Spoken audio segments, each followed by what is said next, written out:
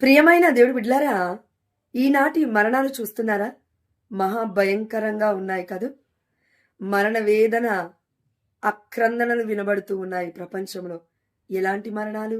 చూద్దాం ఒకసారి. ఈరోజు పరిశుద్ధమైన పట్టణాలలో లూకాసు వార్త 17వ అధ్యాయం 27వ వచనంలో మనం చూసి ఉన్నాము.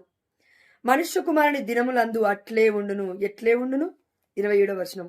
జలప్రలయమునకు ముందు నోవా ఓడలో ప్రవేశించు వరకు జనులు తినుచు త్రాగుచు వివాహములాడుచు ఉండిరి.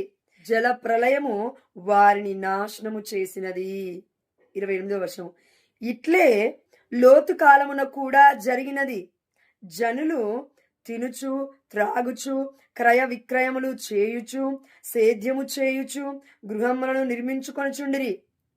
ఆ సమయంలో సొదొమ గుమొర్రా మీద దేవుడు అగ్ని గంధకాలను కురిపించినాడు. నోవా కాలంలో జలప్రలయం వచ్చేసింది. ఆ సమయంలో జనాలందరూ ఎలా ఉన్నారంట? ఇదే మా యొక్క లోకము, ఇదే ఇక మాకు జీవితం, ఇదే మాకు సర్వస్వము, ఇదే మాకు పరలోకం అని ఈ యొక్క శారీరక వాంఛలలో తింటూ తాగుతూ చచ్చిపోతూ ఉన్నారు. అదేవిధంగా ఈ లోకం అనే సాతాన్ని జయించలేకపోతూ ఉన్నారు. శరీరం అనే సాతాన్ని జయించలేకపోతున్నారు. అదేవిధంగా దుష్టుడు అనే సాతాన్ని జయించలేకపోతున్నారు. ఎందుకంటే ఆత్మలో మనం లేము కాబట్టి. అందుకే దేవుడు అన్నాడండి, ఏమని?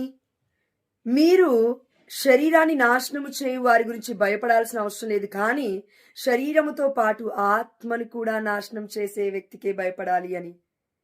శరీరముతో పాటు ఆత్మను కూడా నశింపజేసేది మనల్ని సృష్టించుకున్న మన దేవుడు తప్ప ఎవరికి కూడా అధికారం లేదు. అందుకే ఆది కాండం నుండి మనం చూసాము, ఊపిరిని ఊదాడు మన నాసికారంధ్రంలో మన దేవుడు. సృష్టిని చూసైనా, సృష్టి అందాన్ని చూసైనా సృష్టికర్త యొక్క గొప్పతనమైనా మనకు తెలియాలి. అంతేగాని సృష్టిలో ఉన్న సూర్యుని, చంద్రుణ్ణి, నక్షత్రాన్ని పూజించడం కాదు, వాటన్నిటిని దేవుళ్లాగా మొక్కడం కాదు, వాటికి భయపడడం కాదు చేయాల్సింది. ఎందుకంటే దేవుడు ఆజ్ఞాపిస్తే జలప్రలయం వస్తుంది, దేవుడి ఆజ్ఞాపిస్తే అగ్ని కందకాలు కురుస్తాయి, దేవుడి ఆజ్ఞాపిస్తే ప్రపంచం మొత్తం కూడా సర్వనాశనం అవుతుంది. అలాంటిది దేవుని పక్కకు పెట్టేసి సంపదని పట్టుకున్నావు, ధనాన్ని పట్టుకున్నావు, వ్యామోహాన్ని పట్టుకున్నావు. మొట్టమొదటి ఆజ్ఞ దేవుణ్ణి మనస్ఫూర్తిగా ప్రేమించడం. ఇది మనం ఎప్పుడైతే చేయమో ఇది జరుగుతుంది ఆల్రెడీ. ఎలా?